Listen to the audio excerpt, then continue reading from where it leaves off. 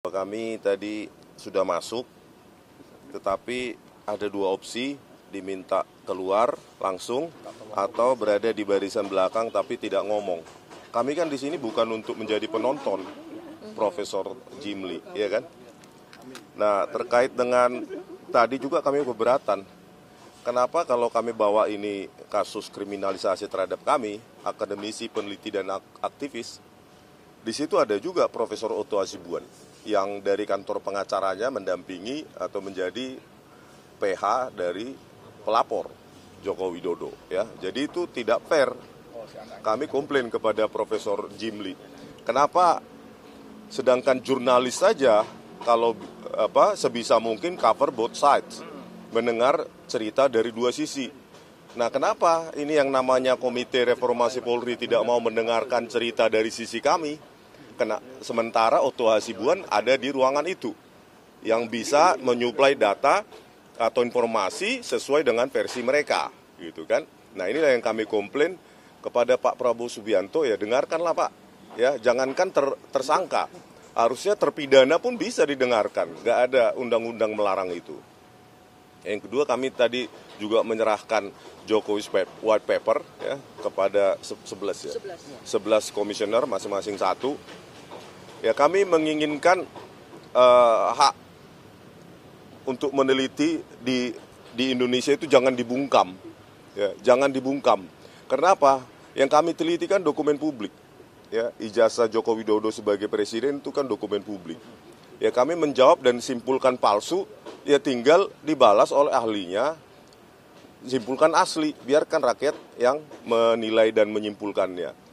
Ya, dan hal itu harusnya lebih bagus kita selesaikan di seminar ilmiah, baik nasional maupun internasional. Bukan pembungkaman seperti ini, hanya karena dipanggil 3 ahli IT, langganan kepolisian, ya, 3 ahli langganan kepolisian langsung memutuskan bahwa kami mengedit, memanipulasi secara tidak ilmiah. Ini kan masa nasib orang ditentukan oleh 3 ahli ini, gitu loh. Kan mereka kan tidak punya otoritas untuk mengatakan kami tidak ahli, tidak kompeten, tidak ilmiah, hanya karena mereka sering dipakai oleh kepolisian. Jadi Prof. Jimli sebaiknya diadakan lagi atau diselenggarakan lagi hal seperti ini, dibuka lagi. Jangan sampai Komite Reformasi Polri dipersepsikan masyarakat hanya mau mendengar apa yang ingin didengar.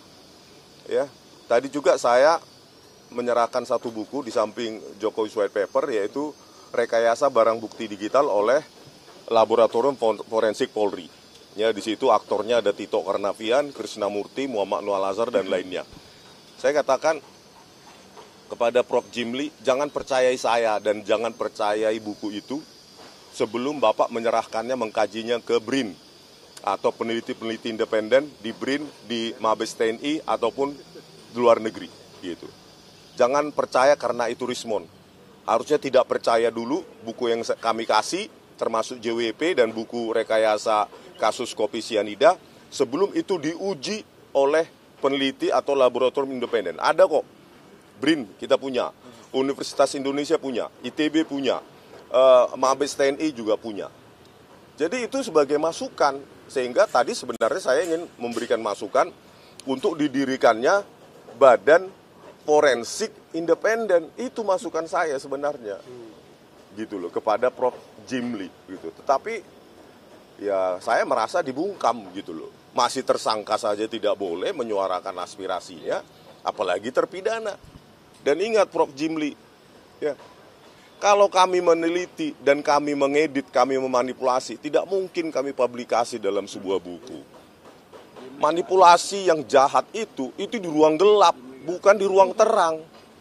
Kalau ingin membuktikannya, ayo kita, Prof. Jimli harusnya menginisiasi diadakannya seminar nasional, seminar ilmiah nasional maupun internasional. Undang peneliti dalam maupun luar negeri, ya, untuk mengadu kami, ahli dari kepolisian mengatakan apa, kami mengatakan apa, ada peneliti independen mengatakan apa, internasional mengatakan apa. Oke? Gitu dulu ya. Terima kasih. Ya, Dr. Tifa.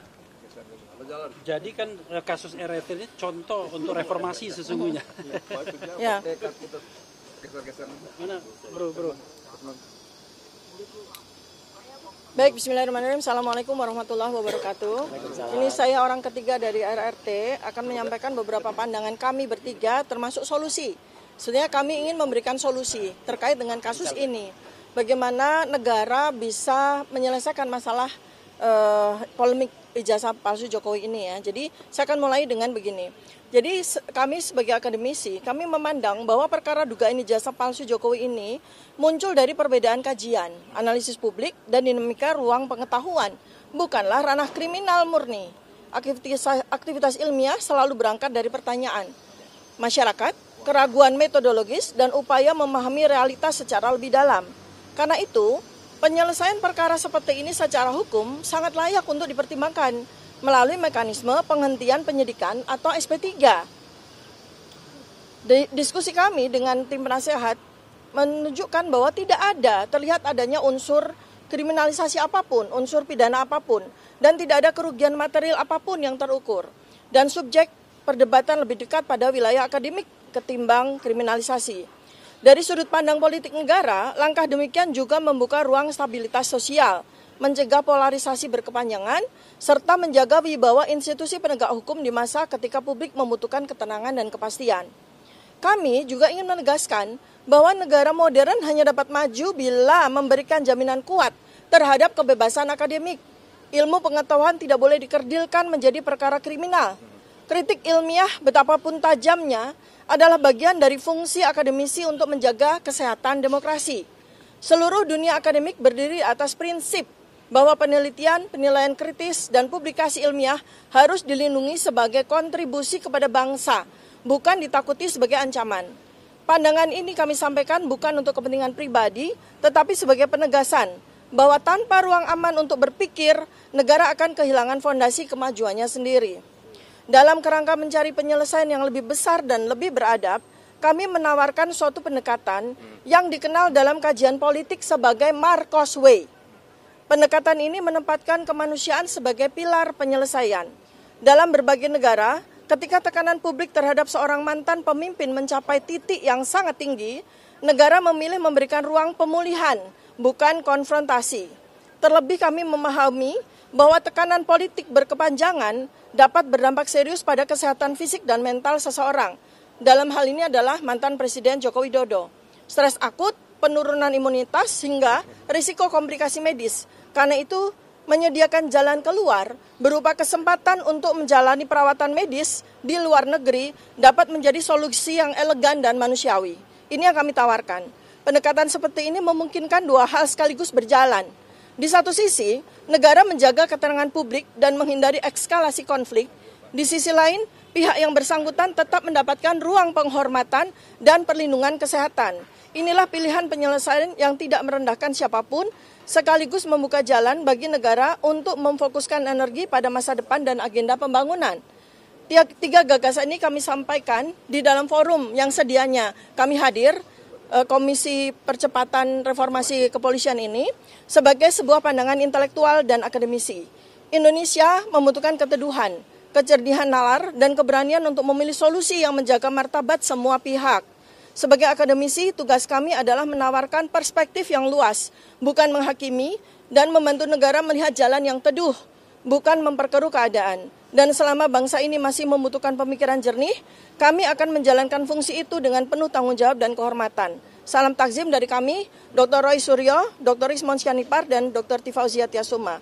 Untuk diketahui juga pada khalayak bahwa saat ini kami juga sudah berkonsultasi dengan para pakar, para ahli, yang kurang lebih terdiri atas 30 profesor dan doktor ya, terdiri atas multidisiplinary, dan mereka semua berdiskusi day by day dengan kami ya, untuk membahas tentang bagaimana seharusnya kasus kami ini ditegakkan dan kemudian bagaimana solusi yang lebih baik untuk penyelesaian masalah ini. Sekian, terima kasih. Assalamualaikum warahmatullahi wabarakatuh.